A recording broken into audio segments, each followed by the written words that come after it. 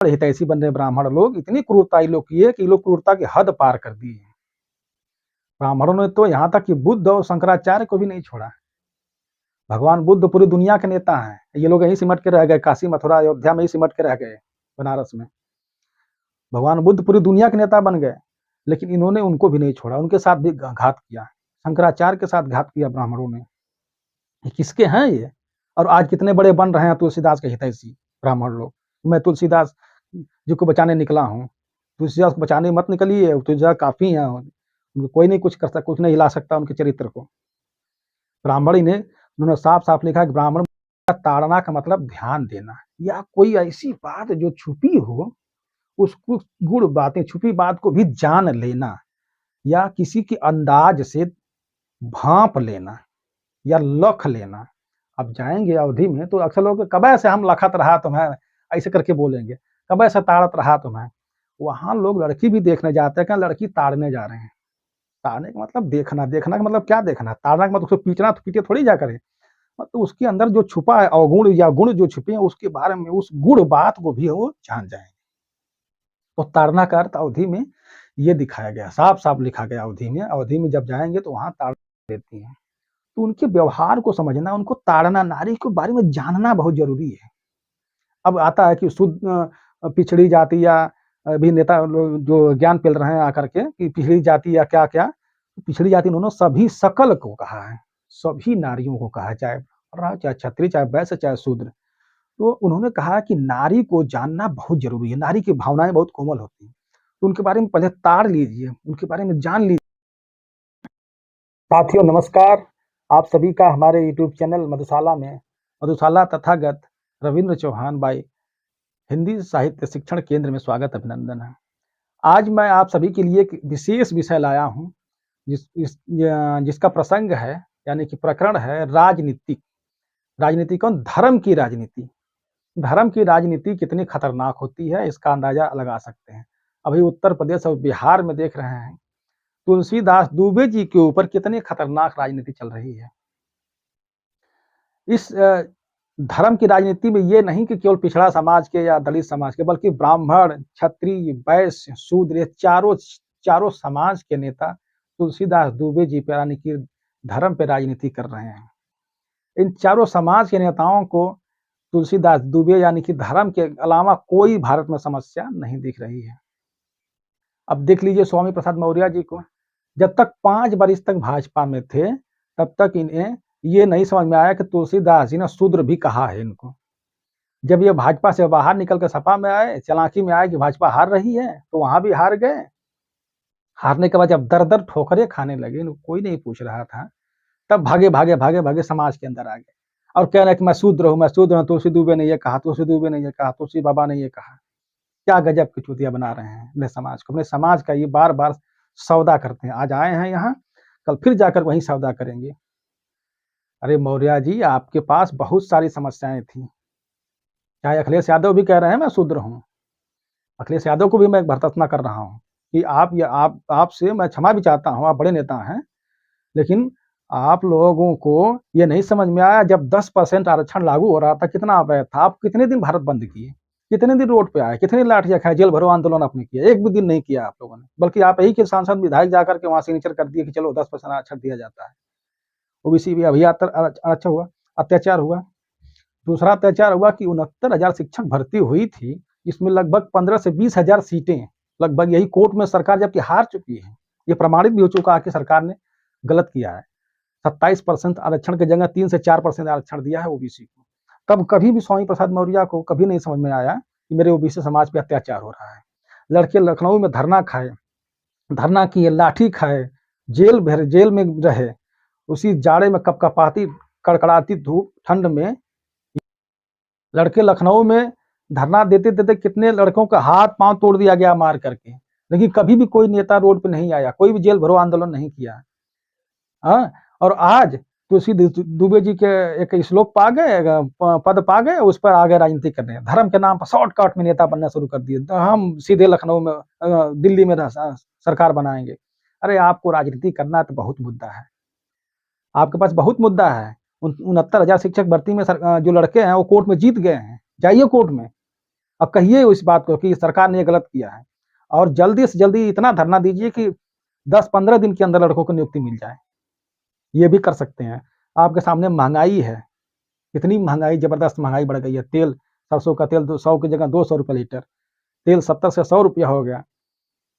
हर चीज़ पर महँगाई, हर चीज़ पे, यानी कि दवा दवा पर भी टैक्स लग गया है। खाने-पीने में जितने साग, सब्जी, चावल, दाल, आटा सब पे लग गया है। इस पर ये मुद्दा है। अरे एक ज़माना था कि गांधी जी ने केवल नमक पर टैक्स लगा दिया था अंग्रेज़ों ने, तो गांधी जी ने पूरे भारत को हिला कर रख दिया था। और आप लोग हैं, एक तुलसी दुबे जी के एक श्लोक पा गए, बस उसी को पेले पड़े हैं कि बस यही एक मुद्दा है और कोई मुद्दा भारत में नहीं है। अरे आपके पास है मौर्य जी, है अखिलेश यादव जी, है मायावती जी, आपके पास बहुत मुद्दा है। महंगाई का है, बेरोजगारी, बेरोजगारी से लड़के देख रहे हैं, नवयुवा पढ़ के रोड पर रिक्शा चला रहा है।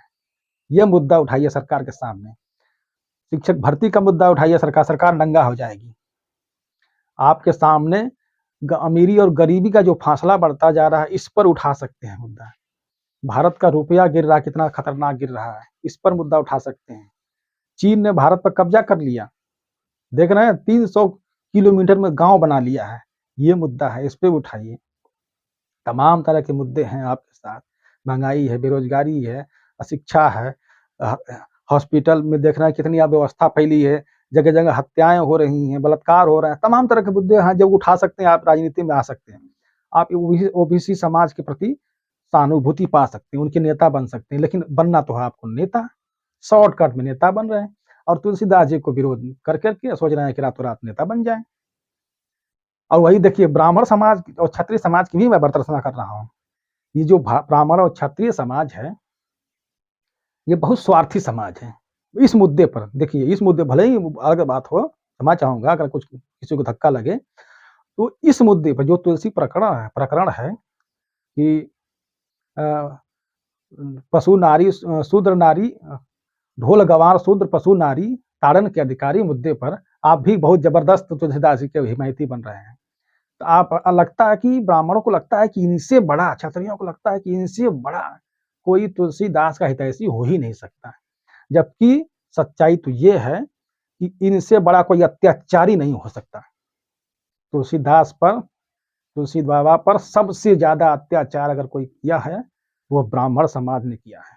इस ब्राह्मण समाज ने तुलसीदास जी को यहाँ तक कि इतना संकीर्ण मानसिकता बना दिया था समाज को, कि तुलसीदास जी को कहा कि पैदा होते ही कहा कि ये अभुक्त मूल, यानी कि बुरे नक्षत्र में पैदा हुआ है, घर से बाहर फेंक दिया, जंगल में फेंकवा दिया, नौकरानी के साथ फेंकवा दिया। तुलसीदास भिखारियों की कड़ी में जाकर बैठ गए, वहां भी इनको नहीं छोड़ा, वहां भी जाति को जाति कहते रहे। तुलसीदास जी ने स्वयं कहा, स्वयं लिखा कि मैं भीख मांगा, दांत निपोरा, निपोर निपोर के मैं भीख मांगा, अपमानित हुआ, मैं गरीबी की अंतिम छोर पर खड़ा था, लेकिन मुझे पूछने वाला कोई नहीं था। तुलसीदास जी ने स्वयं अपने जगह जगह उन्होंने लिखा भी, पढ़ना जिसको पढ़ लीजिएगा, चाहिए तो हमसे पूछिएगा, मैं बताऊंगा कहाँ कहाँ लिखा है। उन्होंने लिखा कि जो भूख है, भूख, उन्होंने लिखा है, पद लिखा है कि आगी ते बड़वा आगी। तो उन्होंने साफ साफ लिखा है कि जो बड़वा अग्नि, यानी कि जो पेट की अग्नि है, इस अग्नि से सबसे, इससे भी खतरनाक अग्नि है पेट की अग्नि। उन्होंने साफ साफ लिखा है कि भूख की अग्नि में मैं जाति पाति भूल चुका हूँ, जाति पाति का भेद मुझे पता ही नहीं है, सारे भेद मुझे भस्म हो गए। सुजाति कुजाति के टुकड़ों पर मैं पलता रहा, कुजाति यानी कि अपने जाति, और कुजाति जो जाति से बाहर थे उनके टुकड़ों पर, यानी उनके दया पर मैं पलता रहा। ये तो भला हो मेरे गुरु का कृपा उन्होंने किया कि मुझे थोड़ा बहुत शिक्षा दे करके तुलसी से तुलसीदास बना दिया। तुलसीदास जी जब रामचरितमानस लिख लिए, ठीक है, तो अपने जो दोनों का दुख था, कितना उन पर ब्राह्मणों ने अत्याचार किया, उन्होंने साफ साफ लिखा है कि घर घर मांगे टूक, अपुनि भूपति पूजे पाए, अजय तुलसी तब राम बिनु, अते अब राम सहाय। उन्होंने साफ साफ लिखा कि एक दिन ऐसा था कि जब मेरे राम नहीं थे, राम मेरे सहायक नहीं थे, तो मैं घर घर इधर उधर टहल टहल करके भीख मांगता था, तब मुझे कोई पूछने वाला नहीं था। और जब अब मेरे राम मेरे हो गए हैं, तो यहाँ राजा से रंक तक मेरे पांव पूज रहे हैं और अपनी प्रशंसा बतिया रहे हैं। प्रशंसा कर रहे हैं पांव पूज करके। ब्राह्मणों ने यहाँ तक कि इतने क्रूर ब्राह्मण थे, इन्होंने इनके साथ इतनी क्रूरता किया तुलसीदास दुबे जी के ऊपर। आज ये इतने बड़े हितैषी बन रहे ब्राह्मण लोग, इतनी क्रूरता ये लोग किए कि ये लोग क्रूरता की हद पार कर दी है। ब्राह्मणों ने तो यहाँ तक कि बुद्ध और शंकराचार्य को भी नहीं छोड़ा। भगवान बुद्ध पूरी दुनिया के नेता हैं, ये लोग यहीं सिमट के रह गए, काशी मथुरा अयोध्या में ही सिमट के रह गए, बनारस में। भगवान बुद्ध पूरी दुनिया के नेता बन गए, लेकिन इन्होंने उनको भी नहीं छोड़ा, उनके साथ भी घात किया। शंकराचार्य के साथ घात किया ब्राह्मणों ने। ये किसके हैं ये? और आज कितने बड़े बन रहे हैं तुलसीदास के हितैषी ब्राह्मण लोग। मैं तुलसीदास जी को बचाने निकला हूँ, तुलसीदास को बचाने मत निकलिए, तुलसीदास काफी है, कोई नहीं कुछ कर सकता, कुछ नहीं हिला सकता उनके चरित्र को। ब्राह्मण ही ने, उन्होंने साफ साफ लिखा कि ब्राह्मण मुझे गाली गलौज दिया करते थे। गाली गलौज के उन्होंने परिप्रेक्ष्य में उन्होंने तुलसीदास जी ने एक जगह इतना खींच गए थे, उन्होंने साफ साफ कहा कि मांग के खइबो मसीत में सोइबो आ लेबो को एक न देबो को। तो कहा कि मांग के खा लेंगे, भीख मांग लेंगे, ठीक है, मस्जिद में सो लूंगा। मस्जिद समझना कितनी बड़ी बात है। जो कि हिंदू धर्म के सनातन के कितने बड़े नेता थे तुलसीदास, उन्होंने कहा कि मैं मस्जिद में सोऊंगा। सोचिए, उनको इस्लाम से भी दिक्कत नहीं है, और ये लोग मुसलमानों के नाम पे भी राजनीति कर रहे हैं। साफ साफ तुलसीदास जी ने कहा कि मैं मस्जिद में सो लूंगा, मांग के खा लूंगा, लेकिन मैं किसी से न लूंगा न किसी से दूंगा, न किसी को दूंगा, न कोई मेरा न तो कोई, न तो मैं किसी का हूं, न तो मेरे काम का कोई है, न तो मैं किसी के काम का नहीं हूं। साफ साफ ब्राह्मणों को उन्होंने जवाब दिया, दूर हट जाओ यहाँ से तुम लोगों ने मेरे ऊपर बहुत अत्याचार किया है। इन पर यहाँ तक कि ब्राह्मणों ने जातिवादी आरोप लगाया। ये किस पता नहीं किस जाति का है, जाति को जाति का है, ठीक है। उन्होंने उनके गोत्र पर पता नहीं कहाँ से पैदा हो गया। इस परिप्रेक्ष्य में उन्होंने साफ साफ तुलसीदास जी ने कहा कि धूत कहो अवधूत कहो राजपूत कहो जुलाहा कहो अकोऊ काहे की बेटी से बेटा न ब्याह अकाहू की जाति बिगाड़ के न सोई। साफ साफ कहा कि हमको धूत कहो, धूर्त कहो, अवधूत कहो, असाधु कहो, राजपूत कहो, जुलाहा कहो, मियाँ मुसड़ी मुकड़ी कुछ भी हमको कहो, कि हम किसी से कोई संबंध नहीं रखना चाहते हैं, ना तो मैं किसी से लेना चाहता हूँ, ना किसी से कुछ बिगाड़ना चाहता हूँ। दूर हट जाओ यहाँ से, मेरी जाति से, जो जाति पाति की बात है, ब्राह्मणों तुम हट जाओ यहाँ से, मुझे इससे कुछ लेना देना नहीं है, ठीक है। उन्होंने साफ जो जिस पर देखिए, जिस पर चाहे सभी ब्राह्मण क्षत्रिय वैश्य शूद्र सारे नेता जिस मुद्दे पर जिस उनके दोहे पर बवाल मचा रखे हैं, आइए उसके बारे में थोड़ा मैं बता दूं कि बवाल किस पर है, उसका सच्चाई क्या है। सच्चाई देखिए ये है कि यह सुंदर कांड में इसका वर्णन है। सुंदर कांड में जब भगवान राम समुद्र देवता से 3 दिन प्रार्थना करने के बाद नहीं मानते हैं, तो लक्ष्मण के अनुरोध पर कि भैया अब ये विनती करने से नहीं मानेंगे, जो धूर्त नीच लोग होते हैं, ये लोग केवल लात की भाषा समझते हैं, इनको ताड़िए, इन पर ध्यान दीजिए। उन्होंने साफ साफ लिखा है तुलसी बाबा ने, विनय न मानत जलधि जड़, विनय न मानत जलधि जड़, गए 3 दिन बीत, अब बोले राम सकोप तब, भय बिन होत न प्रीत। तुरंत लक्ष्मण ने प्रत्यंचा और तीर दिया, धनुष बाण दिया, कहा प्रत्यंचा पर चढ़ाइए भैया, मारिए। प्रत्यंचा पर चढ़ाते ही समुद्र देवता गिड़गिड़ाते हुए बाहर निकल गया। और तुलसीदास जी ने यही पद वहां पर लिखा है। लिखा क्या है, प्रभु भल कीन मोहि सिख दीन्ही, प्रभु भल कीन है मोहि सिख दीन्ही, मर जाता पुनि तुम्हारी कीन्ही, अधोल गंवार शूद्र पशु नारी, सकल ताड़न के अधिकारी। ये बात समुद्र देवता कह रहे हैं भगवान राम से कि हे भगवान, बहुत अच्छा किया आपने मुझे डंडा कर दिया, इससे मुझे शिक्षा मिल गई, ठीक है। बहुत अच्छा किया, मुझे सीख दिया, मुझे शिक्षा दिया, ताड़ना दिया, मुझे ताड़ना का मतलब मुझे ध्यान देना, मुझे पर ध्यान दिया। लेकिन प्रभु आप जानते हैं कि जो मनुष्य की प्रवृत्ति है वो भी तो आप ही बनाए हैं, बदल जाती है। इसीलिए समय समय पर आपको इनको ताड़ते रहना चाहिए। कौन कौन है, किनको किनको ताड़ते रहना चाहिए, तो इसी पर इन्होंने शिक्षा दिया यहाँ पर कि इस पर ध्यान देना चाहिए। ढोल गंवार शूद्र पशु नारी, सकल ताड़न के अधिकारी। देखिए, जो ताड़न शब्द है, इसी ताड़न पर ही विवाद है।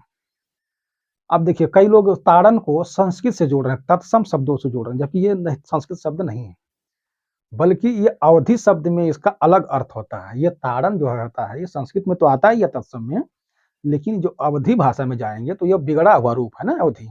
तो अवधि जिसको अपभ्रंश के रूप में, भ्रंशित रूप में देखा जाएगा, इसे ये शुद्ध तत्सम तो है नहीं। अवधि में इस ताड़न का अलग अलग अर्थ होता है। अवधि में जब जाएंगे वहां, देखिए, ताड़न का सीधा सीधा अर्थ होता ये होता है, जो जो शुद्ध हिंदी करने वाली जो जो लिपि सभा है, उसने साफ साफ लिखा है ताड़न का मतलब होता है प्रताड़ना। और दूसरा अर्थ उन्होंने अवधि में जब लिखा है, उन्होंने वो दिया है, आप विकिपीडिया में भी देख लीजिएगा। और जो आयोग है इसका शुद्ध हिंदी करने वाला, उस पर भी आप देख सकते हैं, उन्होंने साफ साफ लिखा, उन्होंने 2-3 अर्थ दिया है। दूसरा अर्थ उन्होंने दिया अवधि में जो दिया है, उसका उन्होंने अर्थ दिया ताड़ना का मतलब ध्यान देना, या कोई ऐसी बात जो छुपी हो, उसको गुड़ बातें, छुपी बात को भी जान लेना, या किसी के अंदाज से भांप लेना या लख लेना। अब जाएंगे अवधि में तो अक्सर लोग कब से हम लखत रहा तुम्हें, ऐसे करके बोलेंगे, कब से ताड़त रहा तुम्हें। वहां लोग लड़की भी देखने जाते हैं, क्या लड़की ताड़ने जा रहे हैं। ताड़ने का मतलब देखना, देखना का मतलब क्या देखना, ताड़ना का मतलब उसको पीटना, तो पीटे थोड़ी जा करे, मतलब उसके अंदर जो छुपा है अवगुण या गुण जो छुपे हैं, उसके बारे में, उस गुण बात को भी वो जान जाएंगे। तो ताड़ना का अर्थ अवधि में ये दिखाया गया, साफ साफ लिखा गया अवधि में। अवधि में जब जाएंगे तो वहां ताड़ना का मतलब होता है उस जानना, उनके बारे में जानना। जब जानेंगे नहीं तो व्यवहार कैसे करेंगे आप। तो साफ साफ लिखा है कि जैसे आप ढोल के बारे में कहा उन्होंने, तो देखिए ये तो कंफर्म हुआ आपका कि प्रताड़ना या ताड़ना या दंड देना। या दूसरा अर्थ होता है जो अवधि में जाएंगे तो वहां निगाह रखना या परखना या लख लेना, या किसी के व्यवहार से उसके बारे में जान लेना या भांप लेना, ये होता है ताड़ना। ठीक है।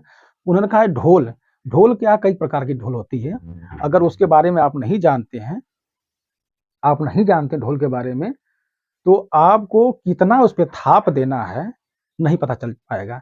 जब आप शुद्ध थाप नहीं देंगे, भाप करके उसके बारे में जान कर नहीं थाप देंगे, तो वो बेसुरे बजेगी। बेसुरा बजाने के लिए उसको ताड़ना पड़ता है, तो उसके बारे में जानना पड़ता है। ताड़ना यानी जाना, जब जानेंगे तभी आप उसके बारे में शुद्ध रूप से लगा पाएंगे, उसका शुद्ध अंदाजा लगा पाएंगे मुझे कितना थाप देना है, कितना ताड़ना है उसे। इसके बाद गंवार, उन्होंने कहा गंवार को भी ताड़ना चाहिए। तो ताड़ना का मतलब, गंवार 2 प्रकार के होते हैं। साइकोलॉजी ने कहा है, साफ साफ कहा है कि बुद्धि और ज्ञान में अंतर है। बुद्धि जन्म जन्मांतर रहती है और अपने माता पिता से मिलती है, लेकिन ज्ञान आपके माहौल के अनुसार है, कैसा माहौल वैसा आपको ज्ञान मिलेगा। ज्ञान कभी एक समान नहीं रहता है, ज्ञान बढ़ता घटता रहता है। तो बुद्धि और ज्ञान में अंतर है। तो ये उन्होंने कहा गंवार का मतलब, तुलसीदास जी ने ये नहीं कहा कि मजाक उड़ाया किसी का, नहीं, मजाक नहीं उड़ाया। उन्होंने कहा कि इस पर ध्यान देना चाहिए। कैसे ध्यान देना चाहिए कि अगर गंवार है, आप उसका संबंध जोड़ना चाहते हैं या उसके साथ रहना चाहते हैं, अगर दोस्ती करना चाहते हैं या उसका अनुयायी बनना चाहते हैं, तो आपको उसके बारे में जानना जरूरी है कि वह गंवार यानी कि अज्ञानी के साथ साथ बुद्धिमान भी है या मूर्ख है। अगर वो अज्ञानी के साथ मूर्ख है तो उसके साथ नहीं रहना चाहिए, साफ साफ तुलसीदास जी ने कहा है। लेकिन वहीं देखिए कबीरदास जी क्या है, उनके पास उन्होंने साफ साफ लिखा है कबीरदास जी ने कि मसी कागज छुआओ नहीं। तो मसी माने कि स्याही कागज कलम उन्होंने कभी छुआ नहीं, यानी कि पढ़े लिखे नहीं, उठा छाप थे, लेकिन अज्ञानी थे, लेकिन मतलब उनके पास बुद्धि बहुत थी।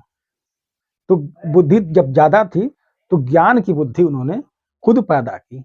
उनके कितने लोग अनुयायी बने, तो जो लोग गए उनके पास, उनके बारे में जाना कि ये तो पढ़े लिखे नहीं है, लेकिन उनके अंदर उनकी जो बुद्धि के अनुसार उनका जो ज्ञान था वो बहुत तेज था, इसलिए उन्होंने संबंध बनाया।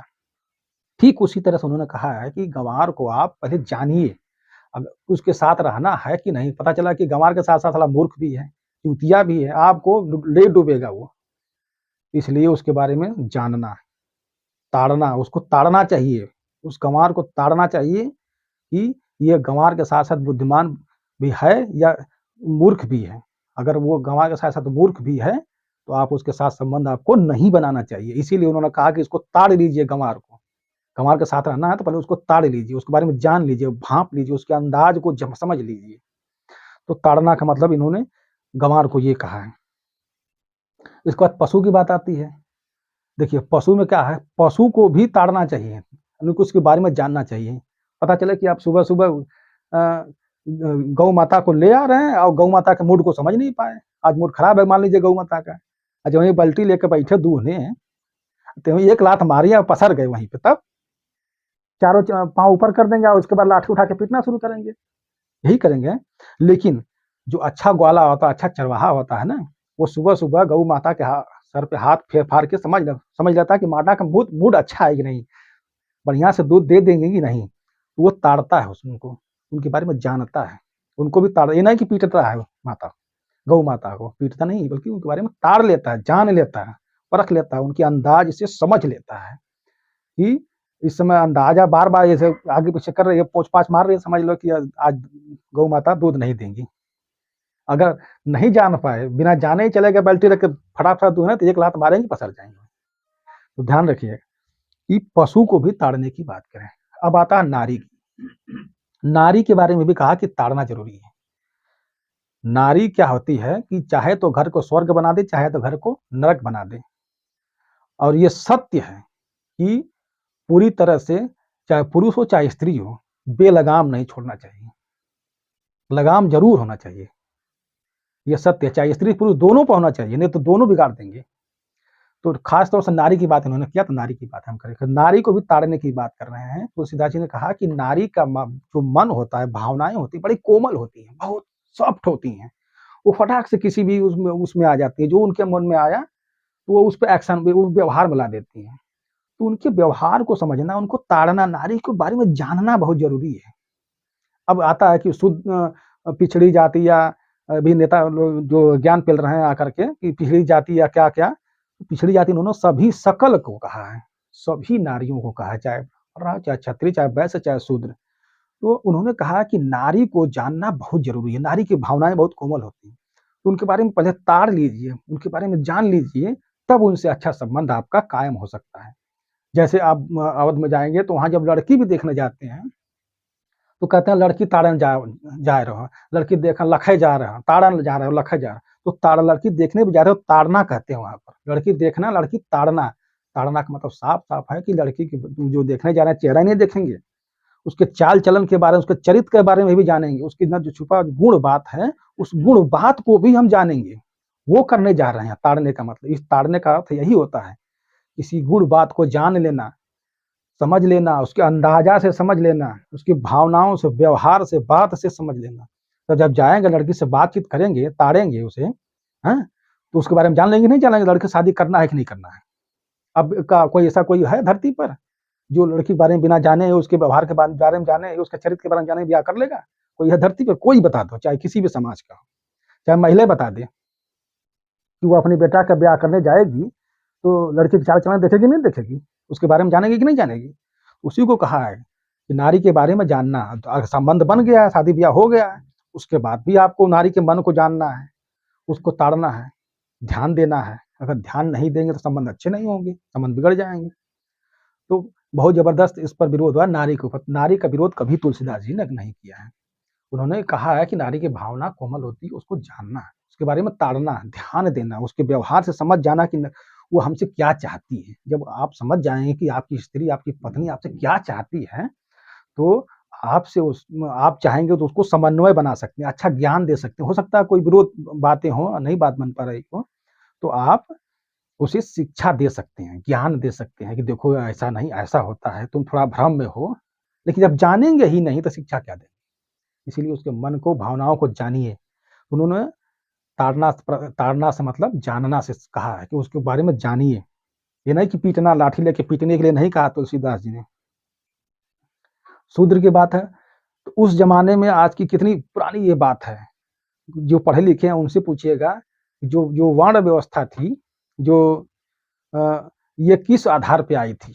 पहले पहले ये जन्म के आधार पे नहीं थी, बल्कि कर्म के आधार पे थी। तो पहले क्या होता था, जो लोग जो काम करते थे, उनको वो नाम दे दिया जाता था।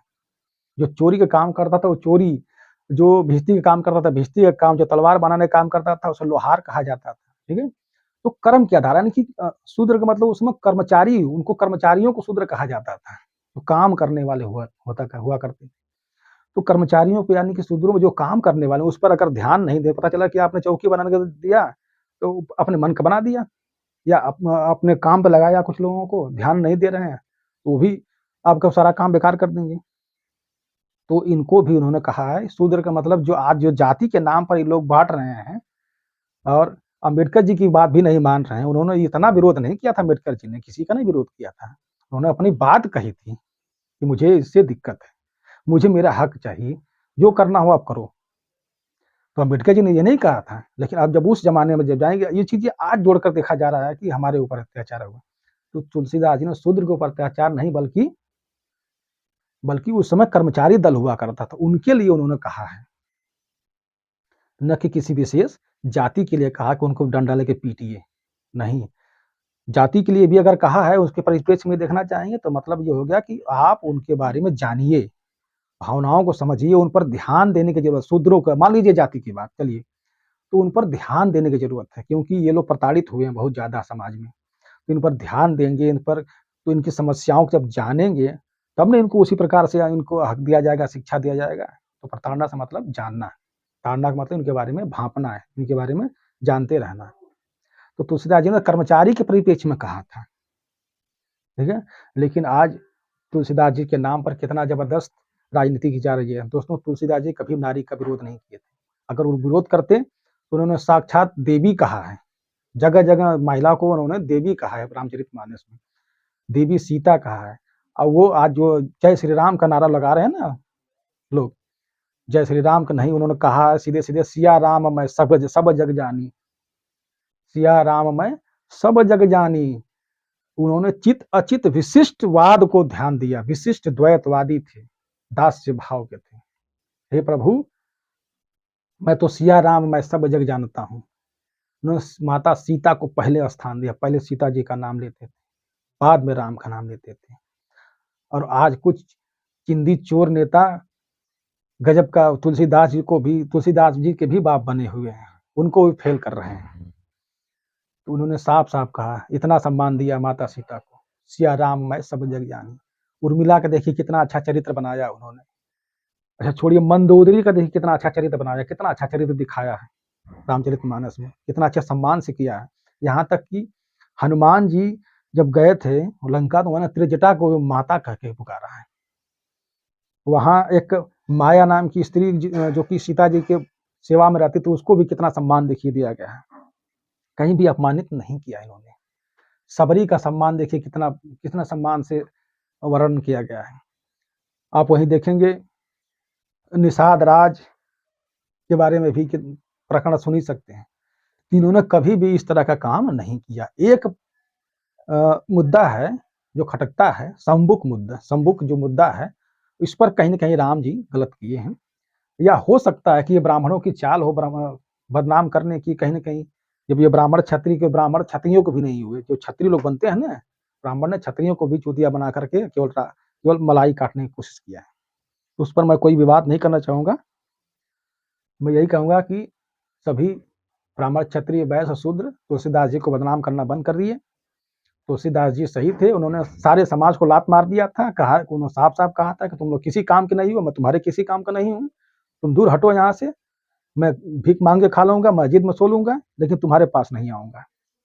तो तुलसीदास जी अपनी जगह सही हैं, उनको बदनाम करके नेता बनने की कोशिश मत करिए। नेता बनना है तो आपके पास बहुत मुद्दे हैं, बहुत जबरदस्त बड़े-बड़े मुद्दे हैं। महँगाई की, बेरोज़गारी की, मुद्रा जो गिर रही है, अमीरी-गरीबी की खाई कब, जजमेंट में देखिए न्यायालय व्यवस्था बेकार है, स्वास्थ्य व्यवस्था बेकार है, शिक्षा व्यवस्था बेकार है, मीडिया की व्यवस्था देखिए कितनी हालत खराब है। चीन ने भारत पर कब्जा कर लिया है, उसका मुद्दा तमाम मुद्दे हैं। ओबीसी का आरक्षण छीना जा रहा है जगह-जगह, 10% आरक्षण जो अवैध है, उस पर विरोध कर सकते हैं आप। 69,000 भर्ती में सीटें खाई गई हैं, उस पर विरोध कर सकते हैं आप। तो सभी नेताओं से अनुरोध है कि आप लोग होश में आइए, तुलसीदास जी को बदनाम करना बंद करिए, वो अपनी जगह सही हैं, बस आप लोग अपनी जगह सही हो जाइए, देश सुधर जाएगा, ठीक है? तब तक मैं अगले वीडियो में फिर मिलूँगा, नमस्कार।